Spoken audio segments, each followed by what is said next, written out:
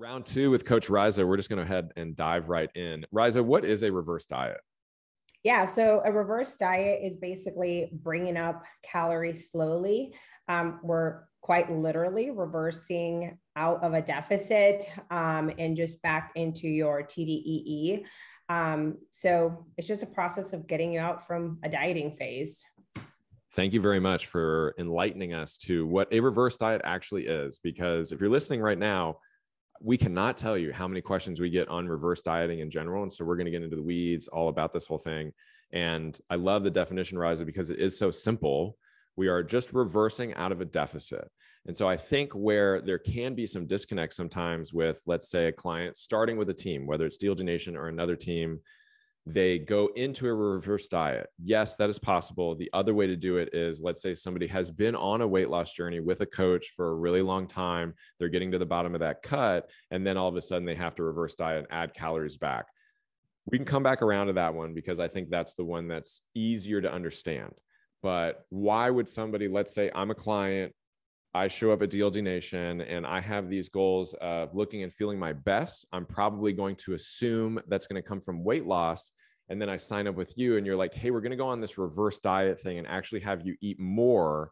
As a client, I may be confused by that. And so what would you say to that client who presents and you're all of a sudden saying like, hey, we're not going to cut calories right away. We're going to go into a reverse? Yeah, so the biggest reason why reverse diet is so important is because I always like, it's like, I think it's so important to look at the internal health.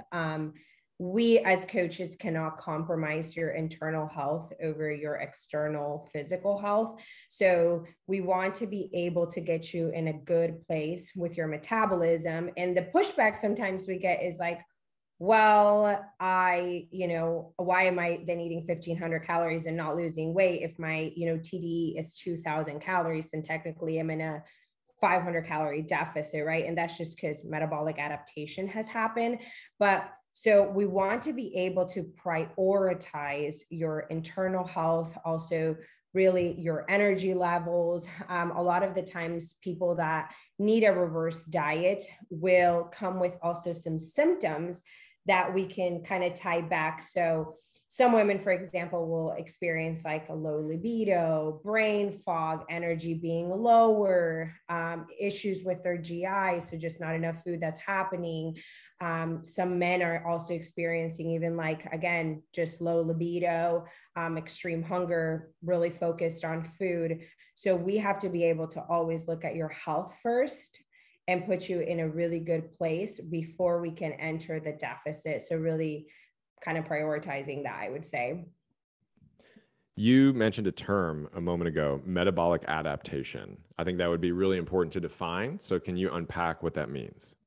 Yeah, so metabolic adaptation is going to be when somebody, for example, has been, so this is going to be the mechanism by which the body is just basically conserving energy. And it's just your body is just simply trying to survive, right? And this perceived, like, you have low energy coming in. So it's just, your body doesn't care about your goals, right? Like it cares about surviving. So all it's done is basically adapted to what is coming in, because it can feel like there's like this famish, like there's like no food coming in. So therefore, that's what it has to do. And I think metabolic adaptation has like a negative connotation at times. However, I think it can also be a really great way to see it as just your body trying to protect you. So all it does is bring in its calories down, because that's what it has to adapt to, because you've not been feeding it the same, the amount of food that you need. So can I reflect an analogy back to you and you tell me if this works for metabolic adaptation? Mm-hmm. So I think we too often forget that our operating system, not just our brain, because if you, dear listener, our audience has heard me on podcasts before, I talk about how we have this ancient brain and we've evolved a new part of it more recently to be more conscious, but the ancient brain is still kind of controlling things. And that's the same thing with our body. And so this analogy that I want to reflect to you, Riza, and then get your take on it is, let's go back. Everyone follow me on this journey thousands of years ago. And we are now hunter-gatherers. We are proto-humans. We're really, really early. Somebody built a pyramid somewhere, but they really haven't done anything else. We're just hunting and gathering. That hunting and gathering process, there's going to be feast or famine situations, right? And so let's say on this journey, a buffalo is killed. That's going to be a feast scenario. So you have food readily available. Maybe you're saving some of it. You're using all the animal, all that good stuff. As you continue on your hunter-gatherer life, let's say that buffalo meat is starting to run thin and you haven't found any other buffalo or any other meat. It's getting into the winter. You're trying to hunt and gather as much as you can. And now your body, as a result of not getting a lot of food, the body's going to start storing, right, all kinds of fats as energy stores because now it's in a famine scenario. And then, of course, spring comes, you kill another buffalo, a deer, whatever, and you can eat again. Your body's like, all right, cool, we're feasting again. It's all good. So like Riza was saying, this metabolic adaptation was something that we developed kind of evolutionarily to survive. However, fast forward to now we're back in 2022. Unfortunately, and I can get on my soapbox about this, we are being told as a society how we're supposed to look. And we don't have a lot of information on how to do that. There really isn't a high school course on eating for your body and eating a healthy diet for your body. At least we're not getting that. And so just to be stereotypical and cliche, mainly women are not eating a lot and they're doing it for a very long time. And so if we go back to that ancient history, certain individuals are putting themselves purposefully, and they don't really realize it, into a famine scenario. And so now their body, not knowing it's 2022 and they can go down the street and get food, is going to say, hey, let's hold on to that fat as energy stores. And then now that client starts with you, Riza, and they're like, I need to get rid of this belly fat, but they don't realize that that's the energy store because they've been eating 1,000 calories a day. Am I sort of on the right track here? Yeah, 100%. Anything else you want to add to that whole analogy story, that history thing that we just went on? We time traveled real quick. I know. No, and I think something that you hit on that I really want to capitalize is like women specifically, the thing is that your body doesn't understand that, right? Like whether you were back in the day or you're here now. So again, your body's prioritizing, all these things, but what it's not prioritizing is your thyroid health, your hormonal production, and all of these things that I think are so important into why do we need to eat more food or enough food for the body outside of just for aesthetic goals. Because that's kind of like, sometimes it's like, well, I don't care about my, my internal health. And I'm like, okay, fair enough, but like, then we're also like seeing like, how is that impacting your quality of life? Like being this thin, it comes also with certain side effects if you're not doing it the right way. And so I always like to present the question, like how much are you willing to sacrifice? Are you willing to sacrifice your internal health for like a really short period of time so we can get you to the place that you want to be? You just got to give me a little bit of time. Because, and to your point, a client may sign up with you and you go, hey, let's go on a reverse. I want to come back around to how a client might present or how a person presents with that. But you say, hey, let's go on a reverse. And the verse is, let's say like 3-4 months ish. And if they're doing everything they're supposed to, they get the body back to this healthy system. Then in theory, it would be okay to start cutting in that when I say cutting, I mean losing weight, that 3 to 4 month period of a reverse in the grand scheme of things really isn't that long, right? Right. Exactly. It's just like, we're just not getting instant gratification. Right. Which is there's so many studies. Are you familiar with the marshmallow study with kids? No, I'm not. Which one's that one? It's researchers they were like 4 years old. They were like real small kids, right? And they have them in a room with just a door and they have one marshmallow on the table. And the researcher says like, hey, little Johnny, I'm going to leave to go do something for like 5-10 minutes. If I come back and the marshmallow is still there, I will give you another marshmallow. But if I come back and the marshmallow is gone, that's the only way you get. And so then the researchers leave. And of course, there are some kids that eat the marshmallow and there's some kids that wait. The researchers caught up with these kids in like a decade or 2 decades. And those who waited for the second marshmallow by person had succeeded more, quote unquote, in life. They had better grades, they had better relationships, they had better careers. because of that delayed gratification. We could go into a long conversation about discipline and how that's, doing the things you need to do now for your goal later, but that's another podcast. Yeah. Bring it back around to reverse dieting. So because I wanted to come back around to how a person might present for a reverse, because here at DLD Nation, we will ask for, hey, what have you been doing over your lifetime, right? And so what do you typically see that pings we may need to go on a reverse with this person? So usually a couple of things. They most of the time, like the goals that we see is I want to come in for fat loss, right? And then we see high exercise output. And I'm going to talk predominantly on women because I don't work with men. And we're seeing 6 to 7 days of training. We're seeing like steps really, really high, or you can swing the pendulum the other way, really sedentary. And then we're seeing poor sleep. We're noticing a couple of symptoms, like a lot of women will experience like cycle dysregularities, low motivation, and then we see a diet. So not everybody will have counted macros. They may have like a calorie range. Like MyFitnessPal told me to do 1,200 calories. So I eat between 12 and 1,500 calories. And you look at the diet and it's either really high in like vegetables or, not a lot of carbohydrates at all.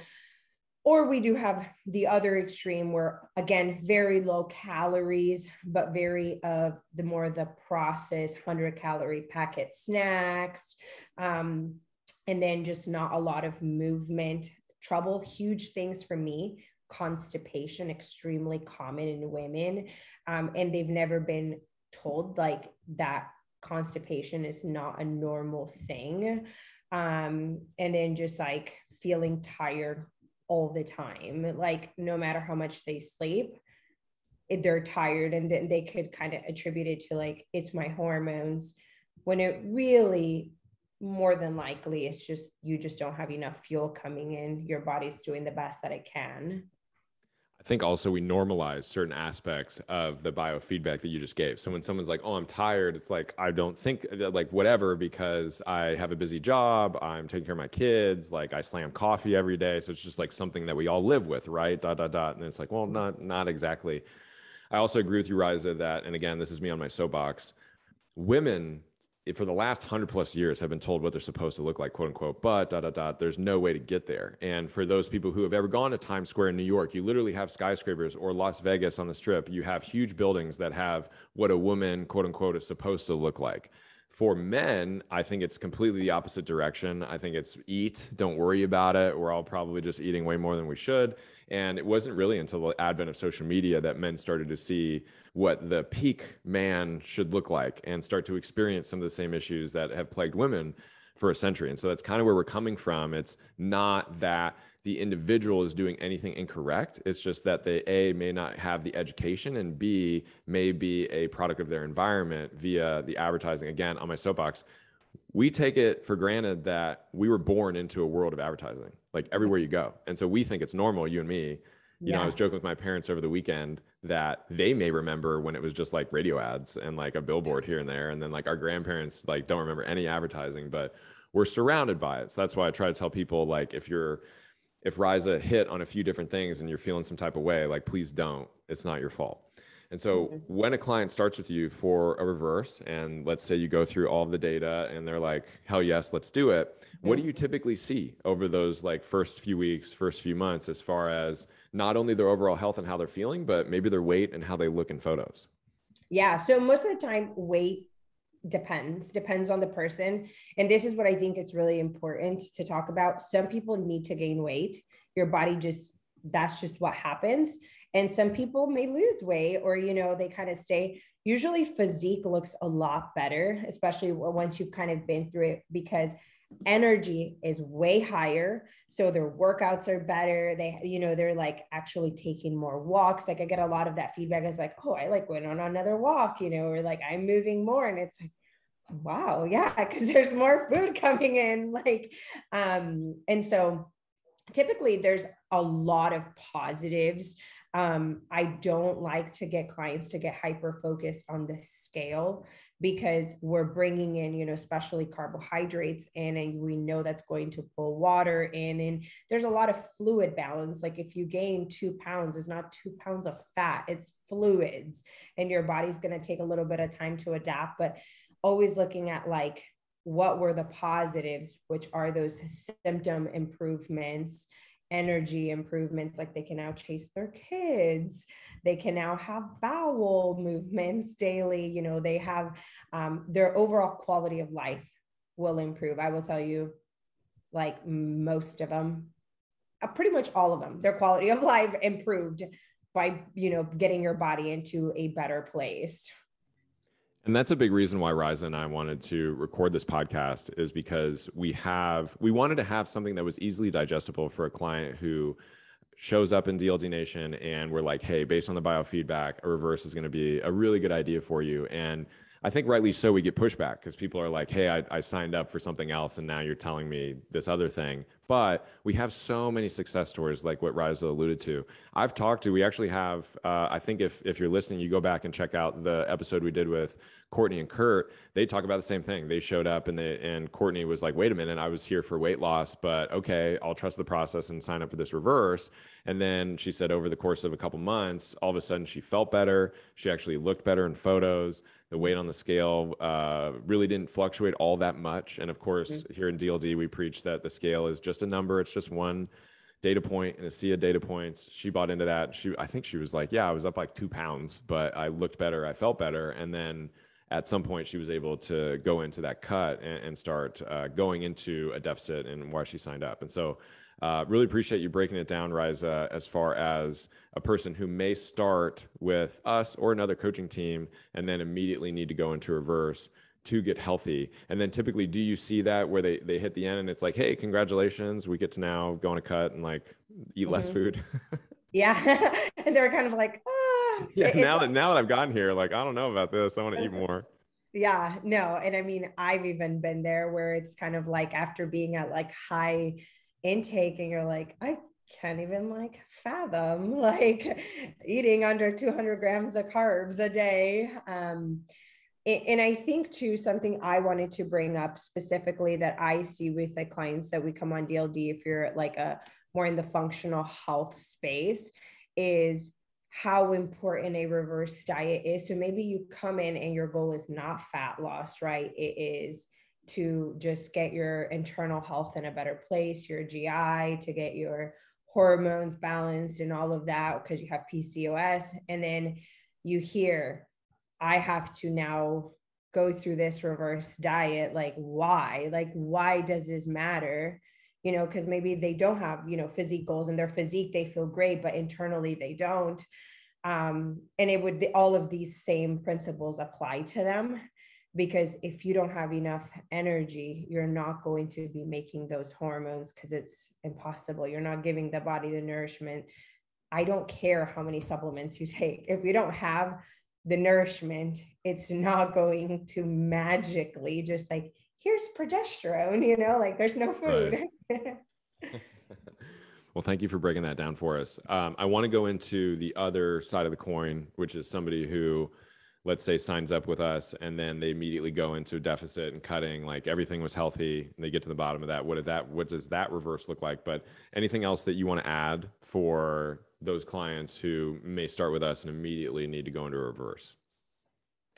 No, I think honestly, more than anything, trust the process. I think another big thing is like, most of the time when you've gotten here, you've tried many different things. You've tried different diets, you've done here. So give your coach 8 to 12 weeks. What you've tried hasn't worked up to this point or hasn't been sustainable. So, kind of show up and then trust the process, trust your body. And I promise you, give it 8 to 12 weeks of showing up and you'll start to see the benefits, because what's worked and what you've done in the past hasn't worked. So, maybe this is like what you really need. That's such a great point. We've done one client interview that I can remember specifically where the client had tried she literally listed like every fad diet imaginable. And then she finally got to DLD Nation and she kind of said the same thing. She was like, yeah, I've given all of these a try, so I'll try you guys out. And she was like, this is the one thing that I've tried that seems sustainable and has actually helped me get the body that I want, get healthy and all that good stuff. And so I really appreciate what you're saying, Riza. And then I also just want to really quickly unpack Trust the Process. I have it in my book, shameless plug for Hack Your Health. If you haven't picked it up, still like free on Kindle Unlimited. But I talk about trusting the process because sometimes people are like, I don't really know what that means. And so just in very simplistic terms, let's say you're in high school again and you really want to be an attorney. And so you go to Harvard Law School because you trust that Harvard Law School is going to give you the tools that you need to be the best attorney that you can be. And they have a ton of testimonials and a ton of people saying, going to Harvard Law School helped me really get into this best career that I could have been, or this amazing firm. Same thing with a medical school, right? If you're listening right now, think of the top medical school in your state.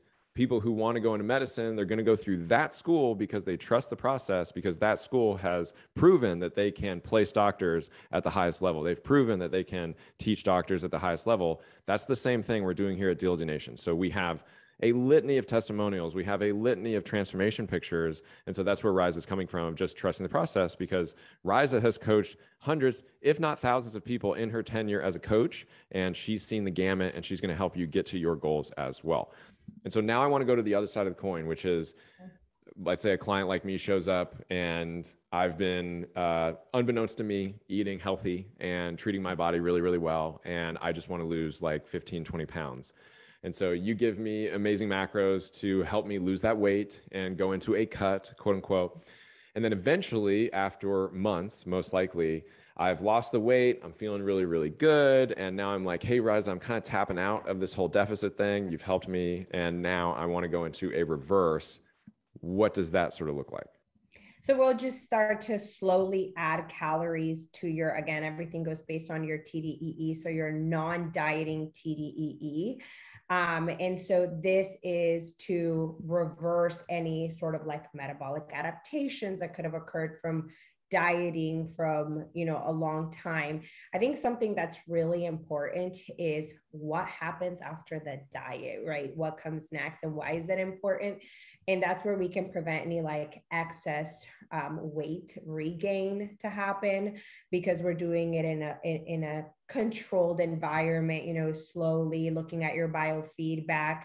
It's going to help improve like your health markers. Most people that they tap out either because your coach is like, hey, biofeedback suffering. What I mean by that is your sleep is kind of not the same. You're not really feeling your best at the gym. You're not recovering. You're kind of experiencing soreness. Your sleep is like kind of here and there. You start to see those.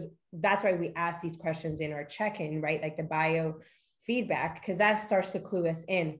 Oh, Sean we've been dieting for, X amount of months. I see a decline in his progress and how he feels. I think it's, important to, again, really always look at the health component and the sustainability. And that's where we would slowly start to increment those calories.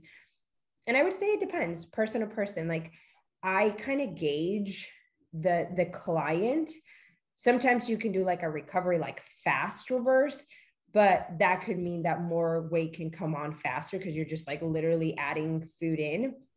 But you can do like, like 10, 20% I usually add like food bi-weekly, depending on person's biofeedback and their adherence. Sometimes it's weekly if the client's like, I'm starving, like literally starving, like give me more food. So we always kind of just like always listen to the client and then kind of meet them halfway to be able to support them. Also, for our listeners, think about if you've never gone on a fitness journey before, you lose a ton of weight. Let's say you lose 20 pounds. You're going to be eating at a specific calorie level. You probably don't want to stay there for the rest of your life. And so we need to go on a reverse to add more calories back, not only like Riza is saying, to make sure that you don't gain any undue fat, but also because you probably don't want to be eating that little calories for the rest of your life. Like we were talking about previously, it's just going to do damage, metabolically speaking. So what would you say to a client who's like, okay, Riza, I lost 20 pounds. I love this. And now you're asking me to add food back. I don't want to gain all the weight back. Am I going to get fat again? What would your response be? No, You won't. Like that's just the reality of things. I think especially because at the end of the day, I'm not putting you in a bulking phase. I'm not putting you in a surplus.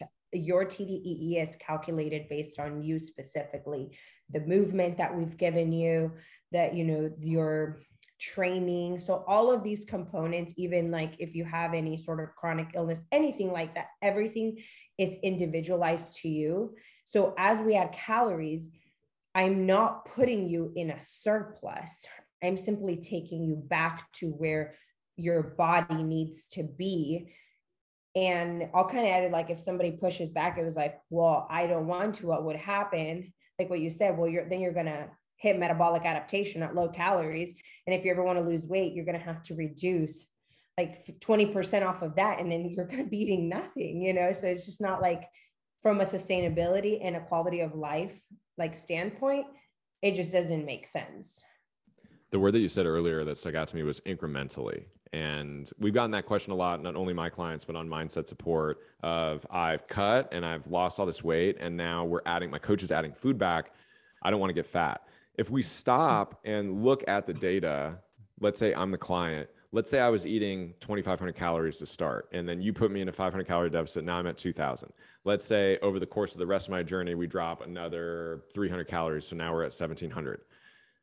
Doing the math, and this is what I encourage every client to do, like actually be intentional. It's almost like it's analogous to the bank account where you're like, oh, I don't want to dive in. I don't want to look at it. Oh my God, that scares me. And then you actually dive in and you're like, oh man, I'm spending way too much money at Starbucks. If I pull back on that, I'm going to find $50 in the proverbial sofa cushions. My point is, by doing the uncomfortable thing and actually looking into it, it's like, oh, I have a better view of this. I have more education. And so in that example, let's say I drop down to 1,700 calories.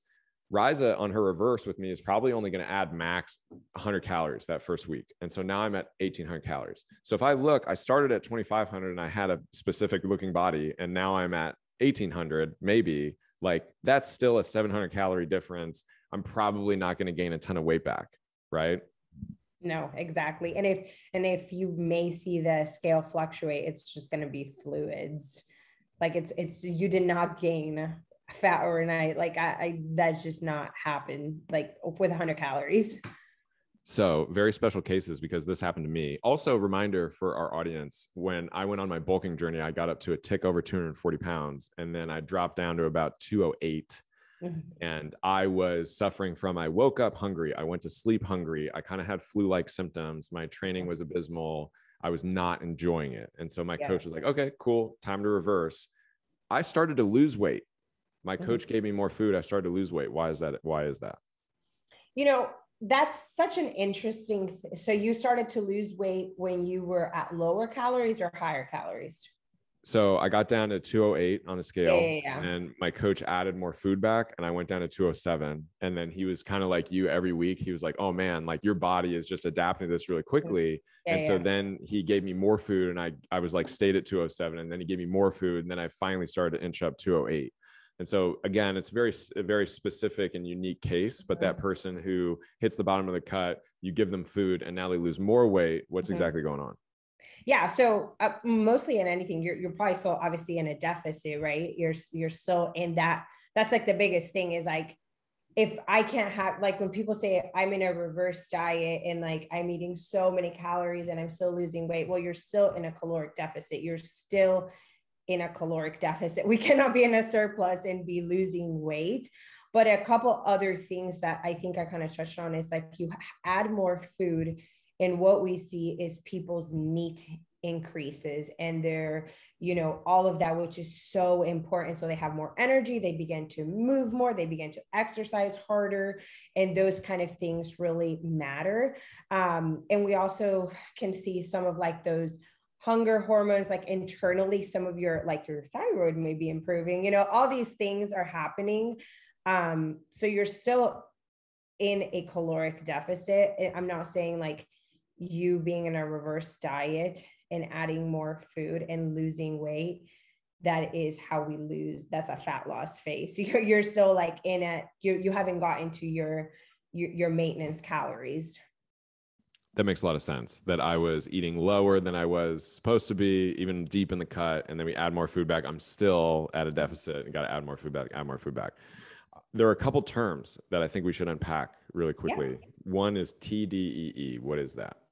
That is your total daily energy expenditure. So that's basically what you do, everything from like what you eat, your BMR. So your BMR just being like existing, what your body burns, and then your non-exercise activities. So like that's like going on walks, cleaning, you know, the movement in between. That's why we do recommend people to walk 8 to 10,000 steps per day. And then actually a really small portion is like your actual training, like your exercise component. I think it's the percentage just kind of leaves my head, but it's very, very minimal. And then it's actually the food consumption, right? So the food that you're intaking, what it's the percentage it is to burn. So just to add to that, TDEE, total daily energy expenditure. For those who watch the show Alone, where do you watch Alone? Do you know what I'm talking about? As Riza just stares at me blankly. Sean, we are going off the path of this one. It's an amazing game show. It's like I say game show, but they take 10, I guess, like really good outdoorsmen. I don't know, but they take 10 people and they put them in the middle of nowhere and they're like survive. And they're only allowed to bring like 12 items and they have to find their own food. They have to build their own shelter. And whoever can survive the longest alone, quote unquote, wins the whole thing. And they have like production comes and checks on them once a week to like do health checks. And as it gets into like day 30, day 40, sometimes the health people are like, hey, we got to pull you, like you're unhealthy, I'm sorry. And then there are the people that win the whole thing. But they'll oftentimes, the reason I bring it up is Alone on the episode, they'll show like Rises in her, you know, little lean-to, and she needs this many calories just to like make it through the day. And they're, you know, and Rise is trying to fish and hunt and like hunt and gather and all that stuff. But for those of you who watch Alone, you're gonna be like, oh, aha, like I get it. That's what TDE is for the most part. NEAT, non-energy activity, thermogenesis. Thermogenesis.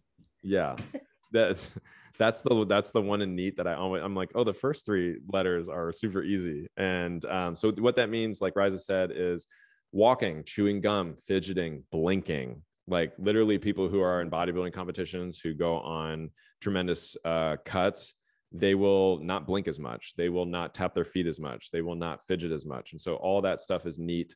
And like Riza said, we sometimes think that this exercise that we're going to do on the daily is going to be the majority of our NEAT, the majority of our energy expenditure, when that's really not the case. Yes, if you're Michael Phelps and you're swimming twice a day and you're lifting a ton of weights, like that's going to be a lot of energy expenditure. You should be eating for that. But for the average American, the average global citizen, our NEAT, that little portion of exercise that we may be in the gym doesn't make up that big of a percentage overall. Yeah, exactly. Cool. So as one reverses, they'll eventually get to a point where, in the example of they came in healthy, we went on a cut, now we're reversing. When would that stop? When are you like, hey, Sean, you are there. You're now at your maintenance calories. Once you've hit your maintenance TDEE, so you're non-dieting, right? So that's something that we've calculated. And it's not a set number. Like, it's not like I calculated for you 2,500 calories on the dot, like, you know, and so a lot can be even by biofeedback of like, if you're still kind of like losing weight and stuff like that, we can still bump up food, also hunger cues and things like that. So, but once we basically hit our non-dieting TDEE, we've hit maintenance. And then we pretty much just kind of cruise. And I think there's just a beauty in like a maintenance phase in general. Like, I mean, I feel like I could be at a maintenance forever and it's fun. I completely agree. I have been in maintenance now for a while, and it's kind of nice not having to worry too much about being in a deficit, being in a surplus if I'm bulking. I also just want to clarify NEAT, non-exercise activity thermogenesis. I think I screwed that up when I said it, but the non-exercise part is basically what we're going after. Yeah. So as we finish up our reverse dieting knowledge nugget for today, is there anything else that you want to add on either of those examples? No, I think we pretty much hit it on point. That's why Riza came back, because she was just like, let's go into this, and we're going to allow a download for our audience. And hopefully this helps you guys with your reverses. And I'm really appreciate you, Riza, coming on, because as you can attest, this is an oft talked about topic with our team, right? Yeah, absolutely. And I think it's probably one of the topics that they just not talked about enough. Even we all like learned about dieting or saw our parents' diet, but we never saw what came after the diet. Always just saw maybe a rebound and why maybe a person could never keep it or why it was important. And especially in the women, they've been just like told they need to eat very low amounts of calories and they sacrifice so much, including their health. And that's why we preach like, reverse diet, why it's important before we can enter a deficit. Because that's what we're going for here at DLG Nation, is creating autonomous and healthy individuals. Yes, the aesthetics can be a byproduct of that. I promise you, you join DLG Nation, you go on a journey with us, you will most likely 99% of the time enjoy how you look and feel afterwards, or look rather, because what we're really going for is how we feel. And that's the story I love talking about, right, Riza? Is we have clients who are like, I want to lose 10 pounds, 20 pounds for this event. And then they end up going on this journey with us for 3 or 4 months, whatever it is. And they're like, wow, I know I had this goal coming into this, but I now just feel healthier. I have more energy. I'm more educated on what I can eat. And I'm confident maintaining this weight for the rest of my life. That's really what we're going for. Yeah, exactly. Awesome. Riza, well, thank you so much for the download. How can people connect with you, learn more from you? On Instagram, you can follow me on Instagram, Raisa Z, RAISA-Z. We're going to have that in the show notes. We'll also have an application to join our team. Riza, I just can't thank you enough. This is something that I've truly been wanting to do for a really long time, because we get so many questions, if you're listening, on reverse dieting. And I was like, I just want to be able to send a podcast and be like, put this on 2x speed and you're going to understand the ins and outs. So thank you again. Yeah, thank you.